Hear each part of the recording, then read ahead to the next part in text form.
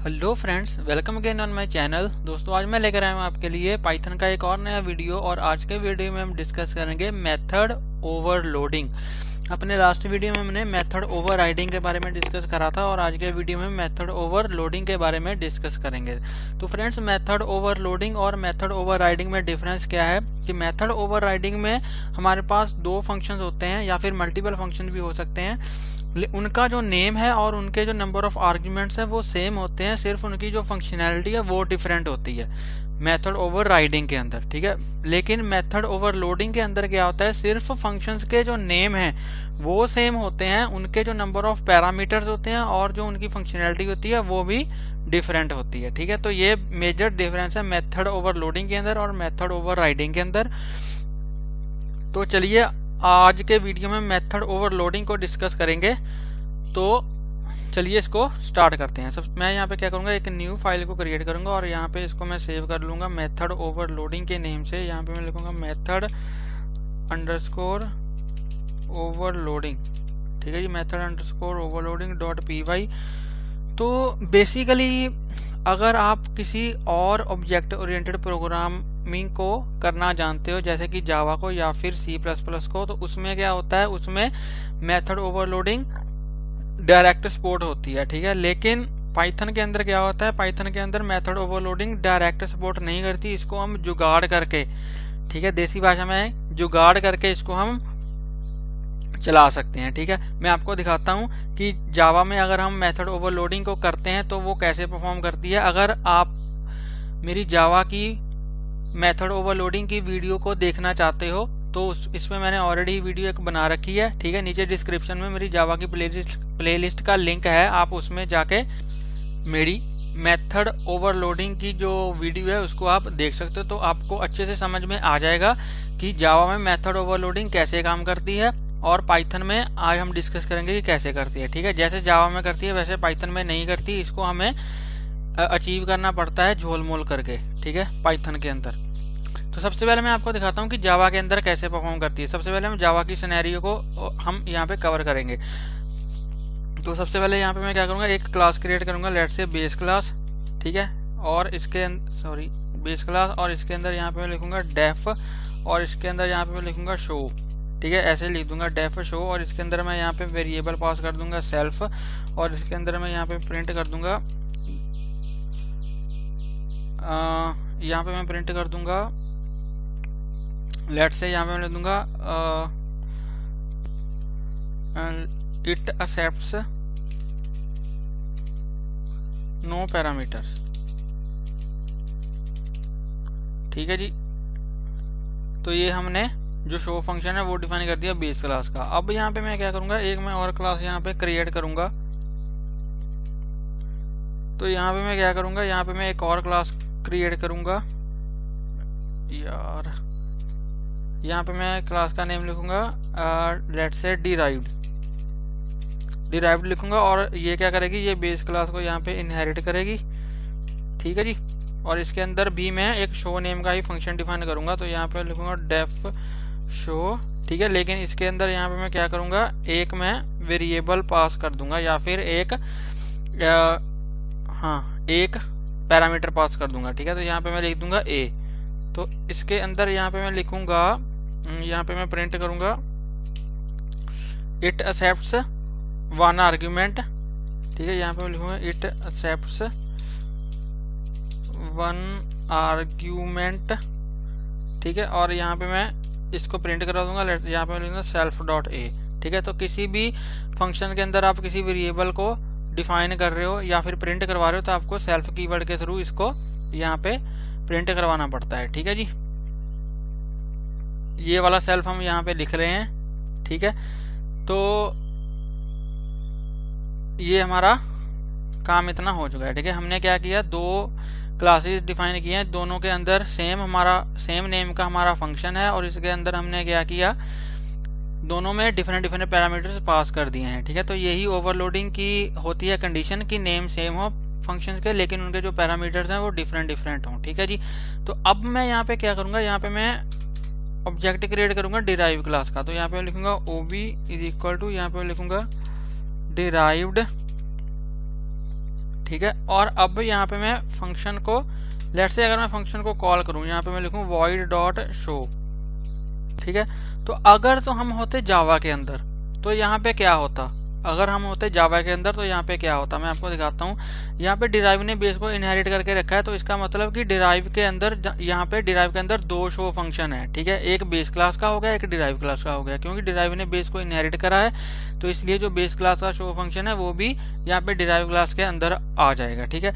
तो जब हम डिराइव क्लास के ऑब्जेक्ट के थ्रू शो फंक्शन को कॉल यहाँ पे कर रहे हैं, ठीक है, अगर हम जावा के अंदर होते तो हमारा ये वाला फंक्शन यहाँ पे रन हो जाता, क्योंकि इसके अंदर हमने कोई भी पैरामीटर पास नहीं किया है। तो जब हम यहाँ पे शो फंक्शन को कॉल कर रहे हैं, इसके अंदर भी हमने कोई भी पैरामीटर पास नहीं किया, तो ये यहाँ पे चेक करेगा कि ओके इसके अंदर भी कोई भी पैरामीटर नहीं है और इस वाले शो के अंदर भी कोई पैरामीटर नहीं है, तो इसको समझ आ जाएगा कि इस वाले शो को रन करना है, ठीक है। अगर मैं यहाँ पे कोई आर्ग्यूमेंट पास करता तो भी ये चेक कर लेता कि उसके, लेट्स से अगर मैं यहाँ पे 4 पास करूं तो भी ये यहाँ पे चेक कर लेता कि ओके यहाँ पे एक आर्ग्यूमेंट है और इस वाले शो के अंदर भी एक आर्ग्यूमेंट है, तो ठीक है इस फंक्शन को रन करना है, तो ये उसको रन कर देता, ठीक है। लेकिन यहाँ पे क्या होता है, या पाइथन के अंदर क्या होता है कि जो लास्ट फंक्शन हम डिफाइन करते हैं ना, जो लास्ट फंक्शन हम डिफाइन करते हैं ये उसको रन करता है, ठीक है। अगर मैं लेट्स से यहाँ पे इसको पैरामीटर पास नहीं करूं और अगर मैं इसको रन कर दूं तो अब ये हमें एरर थ्रो करेगा, ठीक है। एरर ये हमें क्या थ्रो करेगा, मैं आपको दिखाता हूँ। जो ये देखिए इसने एरर थ्रो कर दिया, missing one require positional argument a. लेकिन अगर हम जावा के अंदर होते तो ये इस वाले शो फंक्शन को यहाँ पे कॉल कर देता, ठीक है। मैं आपको फिर से बोल रहा हूँ, अगर आपको मेथड ओवरलोडिंग के बारे में नहीं पता तो आप प्लीज मेरा जावा का वीडियो देख लेना ओवरलोडिंग का, वहां से आपको क्लियर हो जाएगा, ठीक है। उसका जो लिंक है मैं ऊपर आई बटन पे भी दे दूंगा, आप वहां से जाकर भी मेरी जावा के मेथड ओवरलोडिंग का वीडियो देख सकते हो। तो पाइथन के अंदर क्या होता है कि जो भी हम लास्ट फंक्शन डिफाइन करते हैं ये उसको रन करता है। अगर मैं यहाँ पे कोई आर्ग्यूमेंट पास कर दूं, अभी लेट्स से मैंने 10 पास कर दिया, तो अब ये इस फंक्शन को कॉल कर देगा, ठीक है। जो हमने लेटेस्ट फंक्शन डिफाइन करा है ये उसको कॉल कर देगा। अगर मैं इसको सेव करके यहाँ पे रन करूं तो ये अभी derive object has no attribute a, तो यहाँ पे ये हमें एरर इसलिए दे रहा है क्योंकि हमें यहाँ पे भी सेल्फ लिखना पड़ेगा। तो यहाँ पे मैं लिखूंगा सेल्फ डॉट ए, ठीक है। तो अब हमारा जो है ये फंक्शन ये आई थिंक चल पड़ेगा, ठीक है। अगर मैं इसको दोबारा से रन करूं तो ये इनवैलिड सिंटैक्स दे रहा है हमें। यहाँ पे मुझे सेल्फ डॉट ए इसी को लिखना पड़ेगा, ठीक है। इसको यहाँ से मैं हटा दूंगा, सेल्फ डॉट ए। अब अगर मैं इसको रन करूं तो अब भी हमें एरर दे रहा है। तो हमें यहाँ पे क्या करना पड़ेगा, यहाँ पे हमें सिर्फ ए को ही यहाँ पे पास करना पड़ेगा, ठीक है। यहाँ पे हम सेल्फ डॉट ए लिखेंगे, यहाँ पे हम एक आर्गुमेंट पास करेंगे।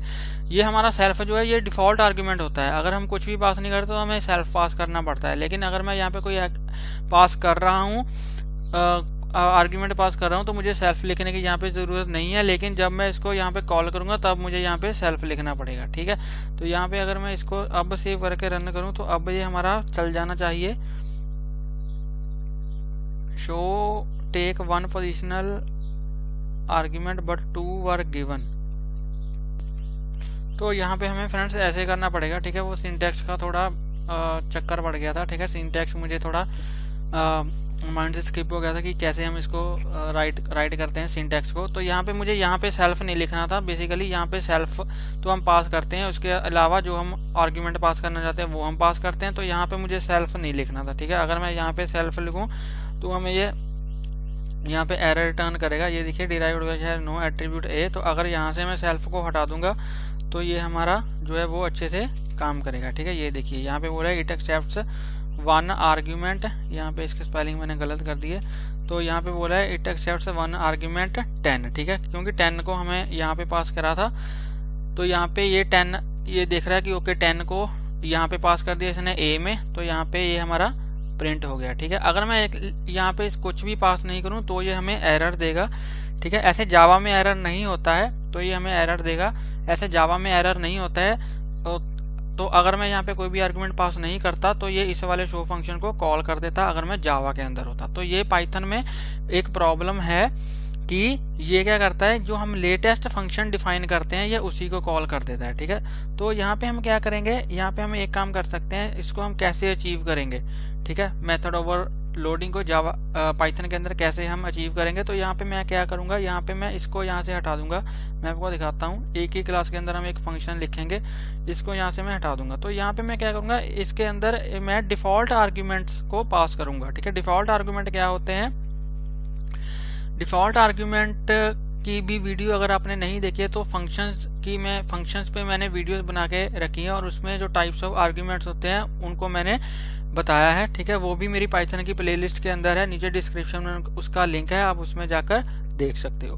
तो यहाँ पे मैं क्या करूँगा, लेट से मैंने दो वेरिएबल ले लिए, इसमें मैंने डिफॉल्ट वैल्यू इसमें पास कर दी। Let's say a is equal to none और यहाँ पे b इज इक्वल टू, इसमें मैंने यहाँ पे नन पास कर दिया। ठीक है, अगर मैं कैपिटल N लिखूँ तो ये, हाँ यहाँ पे कैपिटल N मैं यहाँ पे लिख देता हूँ। ठीक है, तो ऐसे नन होता है पाइथन के अंदर। ठीक है, तो यहाँ पे a में नन आ गया, b में भी नन आ गया, तो ये क्या हो गया, इसमें डिफॉल्ट आर्ग्यूमेंट है मैंने पास कर दिए। ठीक है, तो यहाँ पे मैं मल्टीपल कंडीशंस लगाऊंगा। तो यहाँ पे मैं मल्टीपल कंडीशंस लगाऊंगा, तो यहाँ पे मैं लिखूंगा इफ, यहाँ पे मैं लिखूंगा if a is equal to none. ठीक है, a इज इक्वल टू सारा इसने कैपिटल कर दिया, a is equal to none and, और यहाँ पे मैं लिख दूंगा b is equal to none. अगर a भी नन है और b भी नन है तो यहाँ पे क्या करो, यहाँ पे मैं प्रिंट कर दूंगा it has no argument, it has no arguments. ठीक है जी, लेकिन अगर यहाँ पे इसके पास कुछ आर्ग्यूमेंट हो, लेट से यहाँ पे मैं लूंगा एलिफ। ठीक है, तो यहाँ पे मैं अब चेक करूंगा इफ, यहाँ पे मैं चेक करूंगा if a is equal to none. ठीक है, और यहाँ पे मैं लिख दूंगा और b is equal to none. If a none है या फिर दोनों में अगर कोई भी एक नन है। ठीक है, या फिर दोनों में कोई भी एक नन है, तो यहाँ पे मैं क्या प्रिंट करवा दूंगा, इट हैज वन आर्ग्यूमेंट। ठीक है, यहाँ पे मैं लिख दूंगा इट हैज वन आर्ग्यूमेंट। ठीक है, अगर दोनों में कोई भी नन नहीं है, अगर ये दोनों कंडीशंस फॉल्स हो गई, ये भी फॉल्स हो गई, ये भी फॉल्स हो गई। ठीक है, अगर तो दोनों नन है तो इसके पास कुछ भी नहीं है, अगर दोनों में से एक नन है तो इसके बाद एक आर्गुमेंट है। ठीक है, अगर ये दोनों कंडीशंस फॉल्स होगी तो यहाँ पे मैं एल्स में क्या लिख दूंगा, इट हैज टू आर्ग्यूमेंट्स। ठीक है, यहाँ पे मैं लिख दूंगा इट हैज टू आर्ग्यूमेंट्स। ठीक है जी, तो अब अगर मैं यहाँ पे शो को कॉल करूं तो यहाँ पे इसकी वैल्यू नन है, अगर मैं इसमें कुछ भी पास नहीं करूं तो ये बोलेगा इट हैज नो आर्ग्यूमेंट। अगर मैं इसको सेव करूं, यहाँ पे मुझे बेस क्लास का ऑब्जेक्ट क्रिएट करना पड़ेगा अब, क्योंकि अब हमारे पास डिराइव क्लास नहीं है, बेस क्लास है। तो अब अगर मैं शो को कॉल करूं यहाँ पे, अब इसको यहाँ पे सेव करके इसको यहाँ पे रन करूं तो ये बोल रहा है, ये देखिए इट हैज नो आर्ग्यूमेंट। ठीक है, अगर मैं इसमें एक वैल्यू पास कर दूं, अगर मैं इसमें एक वैल्यू पास कर दूं, लेट्स से मैंने 10 पास कर दिया। ठीक है, 10 पास कर दिया तो ये क्या बोलेगा, इसने हमें एरर दे दिया। एरर इसने हमें क्या दिया, लेट मी चेक। तो यहाँ पे मैंने क्या किया, यहाँ पे मैंने बेस के अंदर यहाँ पे आर्गुमेंट पास कर दिया, जाके शो के अंदर करना था। तो अगर मैं यहाँ पे 10 पास कर दूं तो ये हमें क्या करेगा, तो ये बोल रहा है, ये देखिए इट हैज वन आर्ग्यूमेंट। तो अगर मैं इसमें वन आर्ग्यूमेंट पास करूं तो अब ये इस वाली कंडीशन को रन कर रहा है, इट हैज वन आर्ग्यूमेंट। ठीक है, अगर मैं इसमें 2 आर्ग्यूमेंट पास कर दूं, अगर लेट से यहाँ पे मैं अगर मैं 20 पास कर दूं और अब मैं इसको रन करूं तो ये अब ये बोलेगा इट हैज 2 आर्ग्यूमेंट्स। ठीक है, तो अब ये आर्ग्यूमेंट्स के अकॉर्डिंग हमारी जो कंडीशन है वो हमारी चला रहा है। अब हम क्या कर सकते हैं, यहाँ पे डिफरेंट अब यहाँ पे मल्टीपल फंक्शंस को कॉल कर सकते हैं और उसके अकॉर्डिंग हम यहाँ पे पैरामीटर्स पास कर सकते हैं। तो उसके अकॉर्डिंग ये हमें यहाँ पे रिजल्ट देगा। अगर मैं 1 पास करूंगा तो 1 वाली कंडीशन हमारी चलेगी, अगर मैं कोई भी पास नहीं करूंगा तो हमारी जो है वो इट हैज नो आर्ग्यूमेंट्स वाली कंडीशन चलेगी। अगर मैं इसको सेव करके रन करूं तो ये देखिए, पहले मैंने 2 पास करे तो ये बोला इट हैज 2 आर्ग्यूमेंट, फिर मैंने 1 पास करा तो ये बोला इट हैज 1 आर्ग्यूमेंट, फिर मैंने कोई भी पास नहीं करा तो ये बोला इट हैज नो आर्ग्यूमेंट्स। ठीक है जी। तो ये है हमारी मेथड ओवरलोडिंग इन पाइथन। ठीक है, तो ये थोड़ा है, ऐसे जुगाड़ करना पड़ता है पाइथन में ओवरलोडिंग को अचीव करने के लिए, लेकिन जावा में ऐसा बिल्कुल नहीं है। तो ये थी हमारी मेथड ओवरलोडिंग की वीडियो। आई होप आपको ये वीडियो अच्छा लगा होगा। अगर आपको ये वीडियो अच्छा लगा हो तो प्लीज़ इस वीडियो को लाइक करें, शेयर करें और मेरे यूट्यूब चैनल को सब्सक्राइब करें। और अगर आपको इसमें कोई भी डाउट हो आप मुझे कमेंट सेक्शन में पूछ सकते हो। और प्लीज़ बेल आइकन को हिट कर लेना ताकि मेरी लेटेस्ट वीडियोज़ की नोटिफिकेशन आपको मिलती है और आपसे कोई भी वीडियो मिस ना हो। तो मिलते हैं एक नई वीडियो में एक नए टॉपिक के साथ। तब तक के लिए हंसते रहिए, मुस्कुराते रहिए, सीखते रहिए और सिखाते रहिए। Thank you for watching.